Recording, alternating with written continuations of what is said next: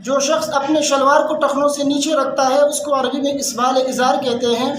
اس کے متعلق نبی کریم صلی اللہ علیہ وسلم نے 4 وعیدوں کا ذکر کیا ہے۔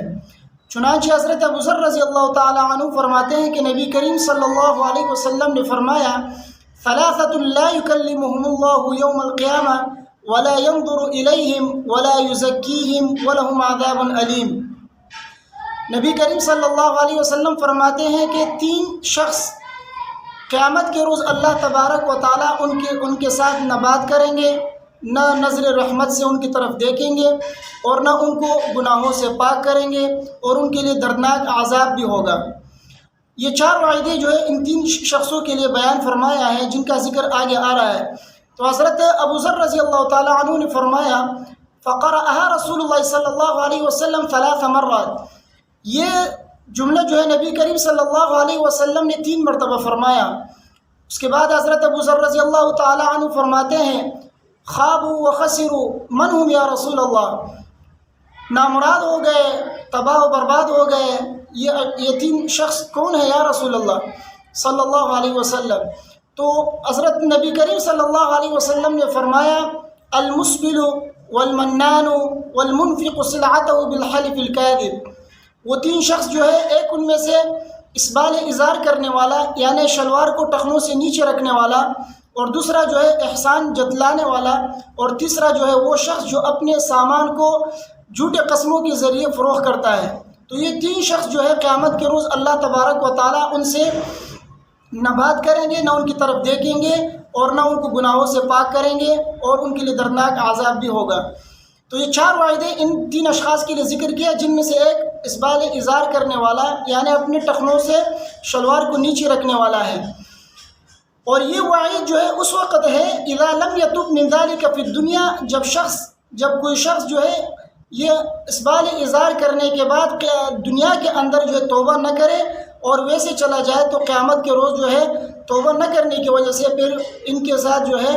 یہ معاملہ ہوگا اور یہ وعیدوں کا مستحق ہوگا۔ اور ایک بات یہ ہے کہ اسبال ازار کے اندر 3 باتوں کا جاننا ضروری ہے۔ نمبر 1، اسبال ازار کن کپڑوں میں متحقق ہوگا۔ نمبر 2، اسبال ازار کن حالتوں میں متحقق ہوگا۔ نمبر 3،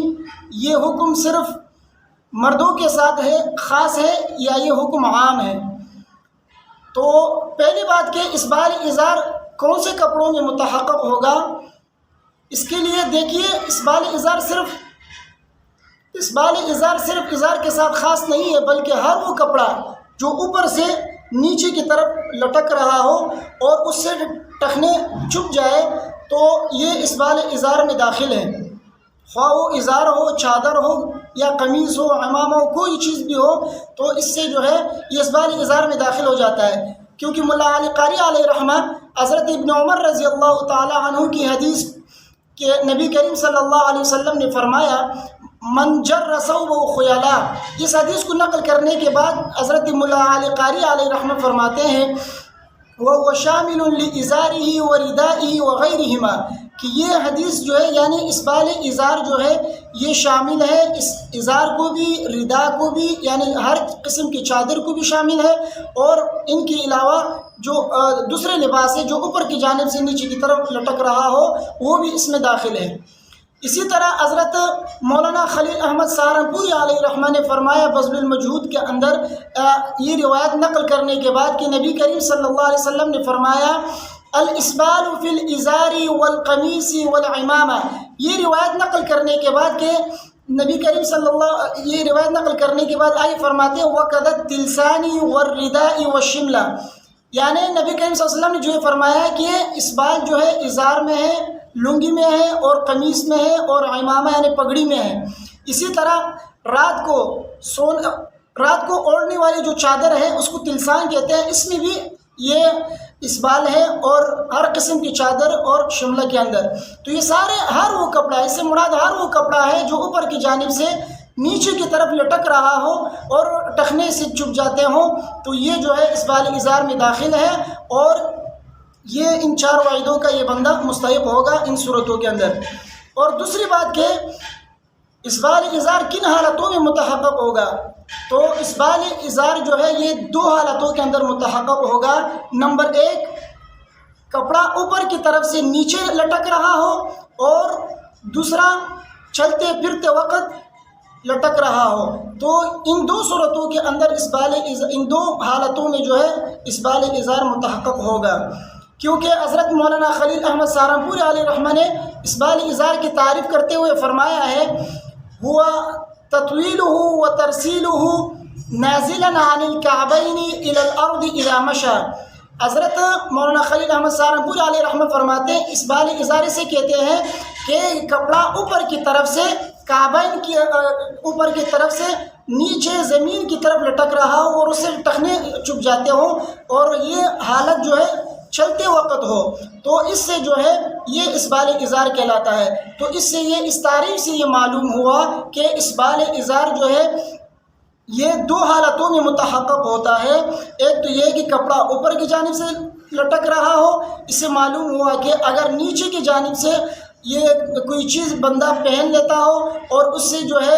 ٹخنے چھپ جاتے ہوں تو یہ اسبال ازار میں داخل نہیں، جیسے کہ کوئی شخص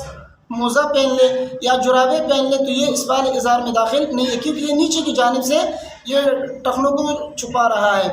اور اسی طرح حالت مشی میں ہو تو یہ اسبال ازار میں داخل ہے۔ اس سے معلوم ہوتا ہے کہ اذا مشا کی قید جب انہوں نے لگائی ہے تو اس سے معلوم ہوتا ہے کہ حالت